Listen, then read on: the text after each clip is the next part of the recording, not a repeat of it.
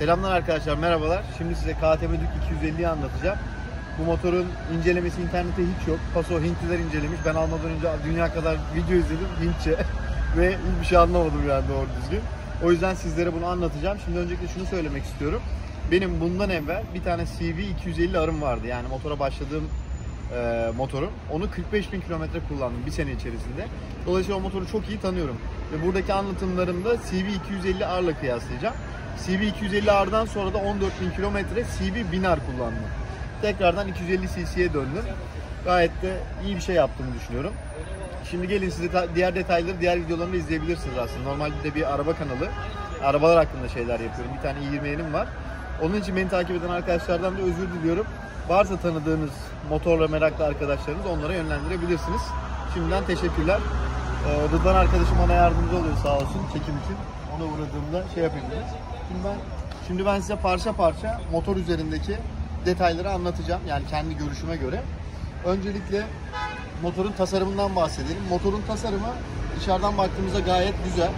Fakat şöyle bir durum var bana kalırsa. CV 250'leri gören insanlar böyle büyük cc bir motora bindiğimi zannediyordu. Hani bu 500'lük mü, 1000'lik mi falan öyle bir göz yanılgısına sebep oluyordu ama yaklaşık ufakmış falan diyorlardı. Ama öyle bir heybetli, aldatıcı bir görüntüsü vardı. Bunda o yok. Bu tek başına durduğu zaman güzel fakat üzerine bindiğimde ufak bir motor hissi veriyor karşıdan bakanlara. Böyle bir tasarım farkı var ama tabii ki tasarım olarak yırtıcı bir tasarım var. İşte çok hızlı giden bir makine gibi gözüküyor. Böyle bir tasarım farkı olduğunu düşünüyorum. Onun dışında şimdi motora baktığımızda oturma pozisyonuna gelirsek eğer, bunun oturma pozisyonuna CV 250'leri kıyasladığımda bunun üzerine giderken sanki böyle bir uçan alının üzerine gidiyormuşum gibi hissediyorum. Yani altında motor var ama böyle sarılmış gibi değilim motora yani. Bu bir kullanım farkı. Bunu zaten KTM ile ilgili videoları izlerken ben de duymuştum yani gerçekten de öyle. Altınızda bir cihaz var. Onu olabildiğince az görüyorsunuz kullanırken. Sadece aynaların köşelerini görüyorum kullanırken. Ve ona böyle sarılmışım gibi değil de bir şeyin üzerine gidiyormuşum gibi hissediyorum. Zaten bir şeyin üzerine gidiyorum, biraz böyle yukarıdasınız yani. Ama şu güzelliği var. Bacaklarımla motoru çok iyi sarabiliyorum. Yani CV 250'lerde böyle saramıyordum. Ben yani bu motoru bacaklarımı sardığımda ellerimde hiç yük kalmıyor. Dolayısıyla uzun yolda biraz daha mantıklı olabilir. Bununla şimdiye kadar yaptığım yolda 550-600 kilometre kadar. Manisa'dan aldım ben motoru. Soğuk kış şartlarında İstanbul'a kadar geldim. Güzel de bir yolculuk oldu. Yani kendi eksiklerimden dolayı üşüdüm. Ama motor gayet performanslı, güzel bir şekilde gitti. Rodaj döneminde olduğu için yüksek hızlara çıkamadım tabii ki. Yani böyle 100'le falan gelmek zorunda kaldım genelde. Ama güzel bir motor. Motorun kullanımıyla ilgili şunu söyleyebilirim. Motorun alt devirleri zayıf. Yani CV 250'lerde ben 2000-2500 kilometrede seyahat edebilirken, trafikte açtığımda yürüyebilirken, bunda yani 4500, 5000 hatta 6000 devirlerin üzerinde motor gerçek gücünü ortaya koyuyor. Bu bir şey yani, nasıl diyeyim size, bir seçenek yani bu. Yani bir pistte kullanan veya işte performanslı kullananlar için tabii ki böyle bir yüksek devir çeviren makine kullanmak daha zevkli olur. Ama günlük hayatta atıyorum kurye işi yapıyorsanız veyahut da şehir içerisinde çok hareket ediyorsanız, uzun yolda ekonomik kullanmak istiyorsanız da CV 250'ler mantıklı tarafa geçiyor. Ben hani kullanım olarak CV 250'ler gibi olmasını tercih ederdim. Çünkü zırt pırt devamlı gaz açarak gitmek istemiyorum yani. Sakin bir şekilde az benzin harcayarak uzun kilometreler yapmayı seviyorum. Şehir içerisinde de rahat hareket etmeyi, devamlı vites küçültüp büyütmek istemediğimden dolayı onu tercih ederdim. Ama bunun farklı bir konsepti var. Kötü olduğu için söylemiyorum. Bu bir tarz meselesi. Yani sizin seçeneğinize göre değişecek bir şey. Yüksek devirlerde de ciddi anlamda performansı bir anda artıyor. Beygirine, torkunu, gidişini kıyaslarsak CV 250'lerle şunu diyebilirim. Bu motor 30 beygir. İşte 27, 24, 25 Nm tork var. Yani sonuç olarak beygir olarak 2,5 beygir daha güçlü, tork olarak da 2 beygir daha güçlü. Ama baktığımız zaman CV 250'ler 145 kiloyken bu 165 kilo, 164 kilo. Arasında 20 kilo fark var. Dolayısıyla bence gidişleri aşağı yukarı aynı gibi hissettim. Yani sıfırdan 100'e veyahut da 150'ye çıkışları. Sonuç olarak deneyemedim ama CV 250'lerle ben çok ciddi bir yokuş aşağı yolda. Yani inanılmaz bir, yani öyle bir yere daha denk gelmedim. 170'e kadar çıkmıştım. Ama bu gerçek hızı değil tabii ki. Bence motorları da bu şekilde değerlendirmemek lazım. CV 250'ler düzde 145 ile gidiyordu. Bu da 150 civarında gidiyor galiba. Ama bunlar bir motoru alıp almamak için önemli bir seçenek değil yani. 5 km fazla gitsen olur, yavaş gitsen olur. Onun dışında motorun Gaz kolundan bahsetmek istiyorum. Bence bu da önemli bir detay. Yeni başlayanlar için özellikle. Yeni başlayan bir insanın en zorlandığı şey gaz kontrolü. Yani o gazın hareketini kontrol etmek. Bu motorun gaz kolu çok yumuşak. Yani dokunur dokunmaz gaz açıyor. Bu onun agresif olduğunu belki kullanan kişiler, bu motor çok agresif, çok hızlı gidiyormuş gibi geliyor ama CV250'lerde fazla gaz açarsan bunun gibi gidiyor yani. Öyle bir şeyi yok, eksiği yok. Fakat bunun gaz kolu çok yumuşak olduğu için birinci vitese giderken böyle zıp zıp zıp zıp seni oynatan bir hali var. Dolayısıyla yeni başlayan biri bununla korkabilir. Bilen biri için hiçbir problem yok. Ama gaz kolunun yumuşak olmasını ben sevmedim. Spor arabada kullandığım için bir sportif bir aletin gazı sert, devriyeci yumuşak olur. Bunun hem devriyeci yumuşak hem gaz kolu yumuşak. Dolayısıyla kontrolü zorlaştırıyor. Yani viraj içerisinde böyle milimetrik hareketler yapmanı engelliyor. Yumuşak bir gaz kolu olduğu için hızlı hareketler yapmak durumunda kalıyorsunuz. Bunu biraz daha sert yapabilirlerdi. Onun dışında frenlerinden bahsedeyim size. Frenleri gayet güzel, herhangi bir problem yaşamadım. Soğuk havada, yağmurlu havada geldim. Durmak istediğimde durabildim. Bir ani bir sıkıntı yaşamadım. Çok uzun sürede test etmedim aslında. Değişebilir. Lastikler diyeceksiniz. MRF diye bir lastik var bunun üzerinde. Kötü bir lastik olduğunu söyleyemem. Yolda gelirken beni şaşırtan saçma sapan hareketler yapmadı. Tabii uzun kullanım testi olmadığı için bir şey diyemeyeceğim. Fakat virajlara yatarken şu an tedirginlik var üzerinde. Yani önceki motorlarımdaki gibi haldır uldur yatamıyorum. Bunun sebebi lastik de olabilir. Benim bu motordaki acemiliğim de olabilir. Onu şu an bilmiyorum. İlerleyen dönemde belki bununla ilgili bir video daha çekebilirim. Onun dışında selesinin rahatlığı derseniz, hani ben çok soğuk bir havada uzun bir yol geldim. Sele beni rahatsız etmedi ama soğuktan dolayı zaten derdim soğuk olduğu için belki seleyi çok umursamamış olabilirim. Şimdi Rıdvan'ın yanına gelirken yolda biraz dikkat ettim, birazcık sert gibi. Ama buradaki alan geniş ve rahat gözüküyor. Ben bunu bir de alırken arka selesinin büyüklüğü benim çok hoşuma gitti. Arçı ile kullanımlarda CV250'lerde arka tarafta böyle düz değil de yukarı doğru bir yapı vardı sanki ve arkamda oturan kişi tepeme çıkıyordu. Bunda daha rahat edeceğimi düşünüyorum. Ve ben bunu daha test etmedim ama buradaki gördüğüm selenin büyüklüğü ve daha düz gözükmesi bana bunu hissettiriyor. Öyle gibi olacak gibi duruyor ve tutma yerleri çok rahat ve geniş. Dolayısıyla artçılı sürüşler için bu daha mantıklı olabilir. Onun dışında şunu söylemek istiyorum. Motorun, buradan şöyle gelebilir misiniz? Şimdi görüyorsunuz bu arçı pedi. Arçı pedi kendi kendine ben yolda giderken aşağı doğru iniyor. Yani şurası çok yumuşak. Daha tabii rodaj bakımına girmedi. Rodaj bakımına girdiğimizde belki bunun ayarlarını falan yapacaklardı. Bilemiyorum ama kendi kendine açılıyor. Benim pek hoşuma gitmedi. Selenin altında çok fazla bir yeri yok. CV250'lerde daha fazlaydı. Hani diyeceksiniz zaten küçük bir yer. Burası fazla olsa az olsa ne olur diyeceksiniz ama en azından buraya bir disk kilidi ve ruhsatı koymak isterdim yani. Ruhsata bile yer yok burada. Görüyorsunuz. Dolayısıyla ben bugün disk kilidimi yanımda getirmek istiyordum aslında ama çanta da almak istemiyorum. Ceketimin cebine de koyarsam ağırlık olacağı için yanımda getiremedim. Yani küçük olmasının ciddi bir dezavantajı var bence. Özellikle çantasız gezmek için. Ve buraya bir kilit mekanizması yapmışlar. Bunu takmakta biraz zorlanıyorum açıkçası.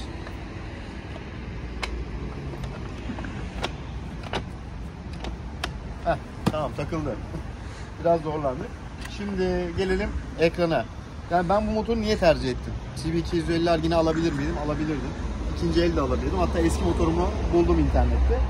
Fakat bu motorun bunu öne çıkaran bazı özellikleri var. Bir kere artçı sayısının büyük olması benim için etkili oldu. İkincisi ekrandaki özellikler. Yani navigasyonu, interkomu, telefonunuzu ekrana bağlayabiliyorsunuz ve yolda bunu test edebiliyorsunuz. Yani bunu kullanabiliyorsunuz. Bu benim çok hoşuma gitti. Çünkü bu sayede buraya herhangi bir aksesuar koymak zorunda kalmayacağım. Ekranı açıyorum. Net gözüküyor mu? Şimdi arkadaşlar ben motoru aldım.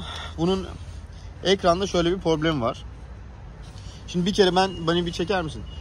Bir kere şöyle KTM'ye gittim, motoru satın aldım ve navigasyon özelliğini açmalarını söyledim. Çünkü benim buraya koyacak bir aksesuarım yanımda getirsem de hiçbirini takamadım.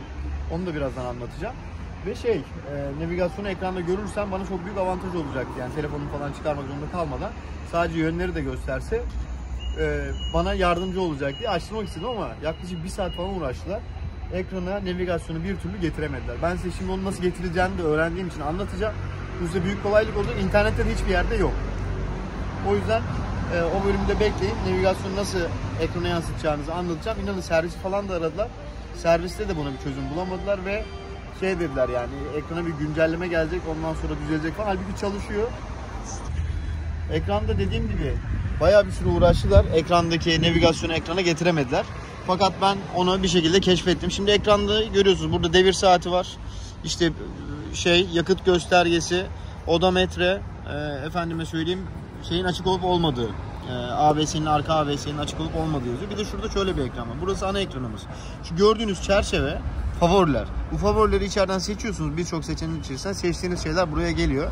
Ben işte Trip 2 ortalama yakıt, range'ini ve yani kaç kilometre daha yol kaldığını ve motorun sıcaklığını ekledim buraya.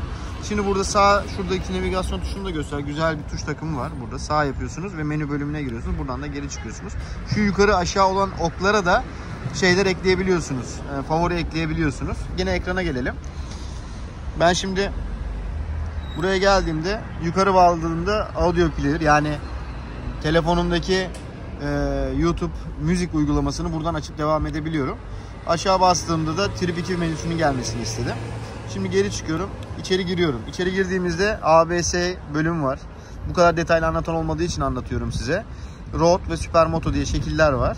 Aşağı iniyorum. Bike Info diyor. Burada işte motorun sıcaklığı, kaç kilometre kaldı, bataryanın durumu, odometre ve servis bölümü var. Geri çıkıyorum. Trip Info, zaten 2 tane trip menüsü var. 1 ve 2. Bunları ayrı ayrı burada sıfırlayıp şey yapabiliyorsunuz. Ekrandan sıfırlama yapamıyorsunuz. Buraya girmeniz gerekiyor. Geri giriyorum. Şu ekrandaki kalite çok düşük. Bunu anlatacağım şimdi. Zaten bu bir sorunlu bir şey. Yazılım bekledikleri şey de bu. Devam ediyorum. Navigasyon. Bu navigasyon normal motorla yol navigasyonu değil aslında. Bu yukarı aşağı tuşlar vardı ya. Onları ne olacağını belirlemek için. Ses açma kapama tuşu. Start, stop, now, on, off var. Bu buradaki tuşların ayarını yapmak için. Navigate etmek için yani kontrol tuşları. Audio player. Zaten buradan menüden girdiğin yeri, bunu biz favoriye atmıştık. Demin göstermiştim. Timelapse bölümü var. Tur zamanlarını tutabiliyorsun burada çalıştırıp. Bunu da favorilere, tuşlara atayabilirsin. Setting bölümü var. Setting bölümünde favoriler bölüm var gördüğünüz gibi. Burada bir sürü seçenek var. İşte trip verileri, trip 1'in verileri, trip 2'nin verileri, avarajlar, batarya durumu, range, işte motor sıcaklığı, tarih. Bunlardan istedikleriniz yanlarına tik koyuyorsunuz ve bu 5 seçenek şeye geçiyor. Ana ekrana geçiyor. Orada sürekli görebiliyorsunuz. Quick Selector diye bir şey var. Up down, şu yukarı aşağı tuşları demiştik ya burada. Bunlara buradan şey atıyorsunuz. Ne gözüksün, basınca nereye geçsin diye, bu yukarı aşağı. Onda buradan seçenekler var yine favori menüsü gibi. Buradan seçim yapabiliyorsunuz. Geri geliyorum. Connectivity. Burası en önemli yer. Şimdi burada size şeyin nasıl bağlanacağını anlatıyorum. Bu bölüme giriyorsunuz. Burada şimdi phone pairing, headset pairing, headset type var. Headset type var. Burada phone pairing'den telefonunuzu bağlıyorsunuz. Ben gördüğünüz gibi bağladım. Burada Yusuf Ziya Karacadağ yazıyor. Burada da headsetinizi bağlıyorsunuz. Bu ikisini bağladıktan sonra da bu işlemi yapabilirsiniz. İşte önce telefonu bağla, yoksa bunu bağla falan gibi şeyler söylediler servisten ama alakası yok. Biz uygulama Connectivity, ya KTM Connectivity diye bir uygulama var. Ya da Connect diye, tam hatırlamıyorum şimdi. O uygulamayı açtığımızda bize orada kademeler yazıyor. Yani telefonunu önce kendi bilgilerini giriyorsun. Motorun kendi VIN kodunu oraya işliyorsun ve kendi adına uygulamada motorunu kaydediyorsun. Sonra motorunu seçebiliyorsun. Birkaç motoru da ekleyebiliyorsun. Bu motoru seçtikten sonra aşağıda motora bağlanma seçeneği var. Bluetooth'ta, yukarıda pardon, tepede. Ona tıkladığınızda size bir yönerge çıkıyor. 1, 2, 3 diye. Oradaki yazıları okuduğunuzda diyor ki bu işlemi yaparken Connectivity ekranında olmalısınız diyor. Çünkü bu böyle açıkken uygulamayla haberleşebiliyor. Siz buradayken o uygulamadan bunu ikisini bağladıktan sonra Connect dediğinizde motorunuzda bağlantı kuruyor. Eğer bu ekranda değilseniz, bu ekrandaysanız error veriyor ve size tekrardan kontrol etmenizi sağlıyor. Orada bir türlü bunu anlatmadılar, anlayamadılar ve çözüm bulamadılar yani maalesef. Ve ben bunu yolculuğumu bitirdikten sonra İstanbul'da karıştırırken bir şekilde keşfettim. Halbuki okuyup ben de okuduğumu anlasam çözecektik yani, o kadar da zor bir şey değil. Shift. Bunu şimdi 1000 kilometreden sonra ayarlayabiliyorsun. Buradaki devir saatinin nerede kırmızıya girmesi gerektiğini buradan seçebiliyorsunuz. Zaten bu saat, tarih. Onun dışında extra function diyor. ABS modu zaten var. Player modu var. Yani zaten olan şeyleri yazıyor burada. Muhtemelen seçenekler de bu kadar yani. Bir şey yok. Ekranın olayı tamamen bu. Size her şeyini anlatmış oldum ekranı. Evet, burada bahsetmek istediğim hazır gidondayken şunu anlatayım. Biraz geriden çekersen lütfen kardeşim. Şimdi ben motoru aldım ve yanımda SP Connect markasının bir sürü aparatını getirdim. Dünya kadar para verdim. Hatta şu an çekim yaptığımız telefonda da onun kabı var. Hayalimde onu buna bir şekilde monte etmek vardı. Önceki motorumda şu benzin kapağı, yani hiçbir yerine koyacak bir yer yok ya, çok enteresan. Şu benzin kapağı düzdü benim. Buraya SP Connect'in bir tane yuvarlak şeyi vardı. Onu yapıştırdım. Telefonu bunun üzerine kilitliyordum. Benzin alırken de çıkartıyordum. Gayet rahat kullanıyordum. Ama bunun üzerinde böyle bir çukur olduğu için onu buraya yapıştıramadım. Depoya yapıştırmayı düşündüm. Burası eğik, tam önüme denk geliyor. Buraya koyamadım. Gidona geldik. Bir şey koymak için şuralar eğik, uyuk, düz bir şey yok hiçbir şekilde. O yüzden buralara da koyamadım. Yani yanımda getirdiğim bir sürü şey denedim, olmadı. Yani buraya bir aparat taktım. Çeviremiyorum telefonu. Sonra Motomax mağazasına gittim. SP Connect markası orada satılıyor. Dedim ki benim sahibi olmadığım bir aparatla belki bağlarım. Adam geldi, diyor gel abi bağlarız bir şekilde dedi. Abi hiçbir yerine bir şey takamıyoruz ya. Bakın şurası ayna ya takma şey var. Burası düz. Yuvarlak değil, takamıyoruz. Buraya bir şey koysak çeviremiyoruz. Burada koyacak yer yok, her yer yamuk. Yani iyi ki navigasyon koymuşlar yani, yoksa hiçbir şey yapamayacaktık yani. Anlatabildim mi? Dolayısıyla böyle bir saçmalık var. Belki kendi aksesuarları arasında mantıklı bir şey vardır. Ama telefonu bu motora bağlamak mümkün gözükmüyor. Sizin bildiğiniz bir şey varsa tabii tavsiye edebilirsiniz ama kaliteli markalar içerisinde ben buraya bir şey maalesef bulamadım. Onun dışında buradaki kütükler gayet kaliteli, güzel duruyor. Fakat şu sinyal tuşu var ya, o kadar dandik ki. Berbat yani, bu scooter yani 100.000 liralık scooterlardaki şey ve hissiyatı da çok kötü. Bunları bu kadar güzel yaparken bunu niye bu kadar basit yaptım, böyle sağlam bir şey yapmadım ben anlamıyorum. Ama bir güzel yanı var. Sinyal verdikten sonra sinyali unutursanız kendi kendine kapatıyor. Bu gerçekten işe yarar bir özellik ama şu tuşun dandikliği beni öldürdü yani. En çok kullandığımız tuş sinyal ya. En çok dokunduğumuz şeyi niye dandik yapıyorsunuz yani? Bunu güzel yap. Bunu güzel yapsan, bunu kötü yapsan kimsenin belki umurunda olmaz. Arada bir dokunacak yani. Ama buna hep dokunuyoruz. Sağ sol sağ sol 24 saat dokunduğumuz tuş yani. Bunun en iyi tuş olması lazım bence. Debriyajın yumuşaklığı gayet iyi. Sevdim. Dediğim gibi gaz hassasiyeti kötü. Fren dozajlaması çok iyi. Amortisörleri ve lastikleri hakkında yorum yapamıyorum. Yeterince tecrübem yok. Kalkıp hani virajlara falan girmeyi daha denemedim doğru düzgün. Cesaret edemiyorum yani. O hissiyat tam oturmadı. Bu lastiklerden olabilir. Yani ben belki lastikleri iyi olsaydı daha cesur hareket edebilecektim. Bir de güzel havada çok çıkamadım. Şimdi bugün belki biraz seyahat edeceğim. Onun dışında vitesten bahsedeyim. Vitesler çok rahat geçiyor. Yani Honda'ya göre çok iyi. Çıkır çıkır aşağı yukarı çok rahat hareket ediyor. Hatta debriyajlı vites değiştirmek inanılmaz kolay yani. Pıtır pıtır hareket ediyor. Kendi üzerine quick shifter var. Fakat bu quick shifter'ı açtırmanız gerekiyor. Şu anda 8-9 bin lira civarında bir şey yapıyor. 250 euro gibiydi. Yanlış hatırlamıyorsam. O şekilde değerlendirebilirsiniz. Onun dışında şu an aklıma gelen zincir sesinden bahsedeyim. Zincir sesi normalde gelmiyor. Ama bir ana yolda bariyerlere yakın bir şekilde giderken sesi net olarak duyabiliyorsunuz ama düz yolda giderken kulağınıza bir ses gelmiyor. CB250'lerde çok zincir sesi geliyor deniyordu ama onda da aslında genelde böyle bariyere yakın gittiğimizde geliyordu. Sesten dolayı kusura bakmayın, ses geliyor mu bilmiyorum. Arkadaşlar 2-3 konudan bahsetmeyi unuttuğum için bu videoyu ekliyorum. Geçişler çok düzgün olmayabilir, kusura bakmayın. Sele yüksekliğinden bahsedelim. 80 santim sele yüksekliği var. Ben 1.72 boyundayım. Rahat rahat yere basıyorum. Dolayısıyla bunu her boydaki insan rahat rahat kullanabilir. Hiçbir problem yaşamaz. Biraz yakına gel, ses gitmeyebilir çünkü. Hiçbir problem yaşamaz. Her boydaki insana bir şekilde uygun. Dediğim gibi burada ben burayı çok rahat sardığım için, ellerime yük binmediği için çok rahat kullanıyorum. Şu avuç işlerim falan ağrımıyor uzun yolda. Bu güzel bir avantaj.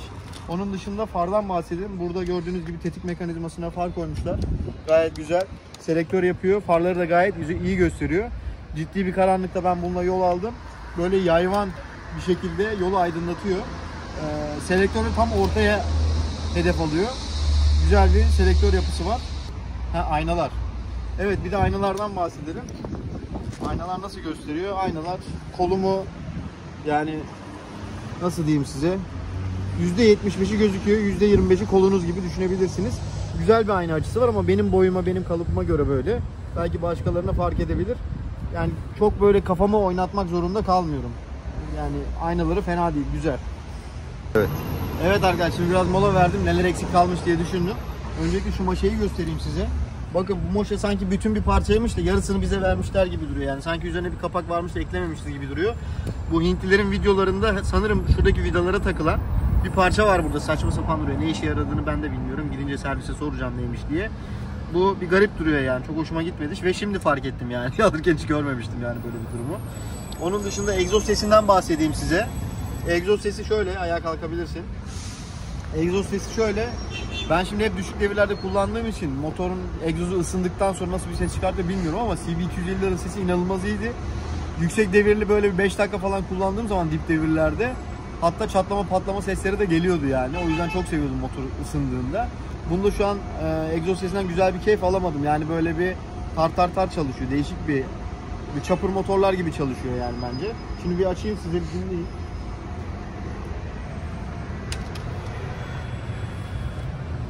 Tek tuşla çalışma var. Bu çok güzel bir şey. Benim önceki motorlarımda yoktu. Böyle bir kere basıyorsunuz, kendi kendine çalışıyor. Bu harika bir şey. Sesi dinlet. Yani performanslı motorlarda daha sık bir ses geliyor normalde. Evet. Yani böyle bir ses var. Bu ses şu an benim hoşuma gitmedi diyorum ama dediğim gibi performansı kullanmadım. Belki de ısınınca çok güzel bir sese dönüşebilir. O yüzden emin değilim. Onun için tekrardan bir video çekeceğim. Şu an bir de mikrofonla çekim yapmıyoruz çünkü yanımda değil ama size video yetiştirmek için bunu çektim. Kusura bakmayın. Sonra tekrardan bir tane mikrofonla çekim yaparım böyle 3-5 bin kilometre gittikten sonra. Onun dışında şu ekrandaki problemi anlatmadım. Ondan önce şu imalat hatasını gösterelim. Ya bak şu koltuğun şurasında gördüğünüz gibi katlanma var. Sizinkilerde var mı bilmiyorum. Kiminin belki başka yerindedir ama hoş bir şey değil. Kalite kontrolden bunun geçmemesi gerekiyordu bence. Şimdi ekrana geçelim. Şimdi bugün hava yaklaşık 10-12 derece. Burası gayet güzel gözüküyor. Ben yolda gelirken 5 derecelerde 4 derecelerde geldim. Dolayısıyla rüzgar da estiği için 90-100 kilometrelerde bayağı bir soğudu. Burası tamamen görünmez hale geldi. Üzerine siyah siyah çizikler, karartılar vesaire bir sürü saçmalık oldu. Ve bu 7-8 derecede oluyor galiba. Ve gerçekten bir yerde hiç görmemeye başladım. Anlatabildim mi? Bize yazılımla düzeltilecek denen şey bu. Yazılımla düzeltileceğine ben inanmıyorum. Çünkü bu mekanik bir şey. Yani havanın soğumasından dolayı bozulan bir şeyi yazılımla nasıl düzelecekler bilmiyorum. İnşallah düzelir. Bekliyoruz. Motorun kornası çok güzel. Bunu dörtlü flaşör var. Çalışıyor. Motor yani böyleyken kapatırsanız çalışmaya devam ediyor. Ama kapalıyken gelip açarsanız çalışmıyor. Onun da bilginiz olsun. Onun dışında eksik kalan bir şey var mı? Niye kapanmıyor bu ya? Kapanmıyor. Onun dışında eksik kalan bir şey var mı? Kendi bilgi tecrübeme göre size anlatmaya çalıştım. Umarım faydalı olmuştur. Aklıma gelen her şeyi anlattım diye düşünüyorum. Amortisör ve lastik için yeterince deneyimim olmadığı için şu an bu motor üzerinde bir şey söyleyemiyorum ama performanslı, kolay idare edebilir, sağa sola kolay kaçan bir motor hissiyatı var şu an. Şimdilik anlatmak istediklerim bunlar. İzlediğiniz için teşekkürler. Beni takip etmeyi, yorum yapmayı unutmayın. Sizlerden rica ediyorum. Bu videoya destek verin. Bunu güçlendirirseniz ben size yine denemeler, çekimler yapmaya devam ederim. GoPro ile sürüş videoları falan, vloglar da çekerim. Daha önceki motorumda da çekmiştim. Eski videolara bakarsanız görebilirsiniz. Hatta CB250'lerle güzel sahneler, güzel geziler var. Görüşmek dileğiyle. Hoşça kalın diyorum size. Allah'a emanet olun. Bay bay.